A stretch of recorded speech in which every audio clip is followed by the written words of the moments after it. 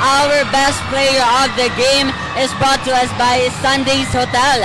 After the intense actions, we have now the best player of the game from the winning team, Guangming Flying Dragons, with the stats of 18 points, 6 rebounds, 1 assist, and 1 steal. We have jersey number 9, Mr. Laktautau. So Mr. Laktautau, firstly, congratulations. Ngayon gusto namin alaman, since kitang-kita yung naging effort and contribution mo sa laro kanina, anong tumatakbo sa isip mo? Unang panalo. Kami 10 hours galing Tagaytay.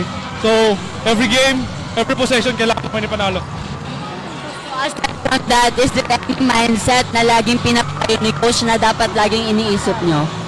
Ready, laging ready lang dapat sa adjustment. Kagaya kanina, sa mga defense nila, kailangan lang may mag-adjust. Kailangan may side. So, kailangan lang makinig ka lagi kay coach. So lastly, message sa lahat ng sumusuporta at patuloy na sumusuporta sa Guangming Flying Dragon.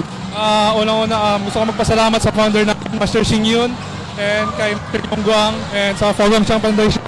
And binabati ko yung family ko sa Kapadapata, yung mga relatives ko dyan. And syempre yung teammates ko, yung mga kaibigan ko dyan sa Kapadapata. And lastly, yung girlfriend ko nasa Pangas. Thank you, sir, and congratulations once again.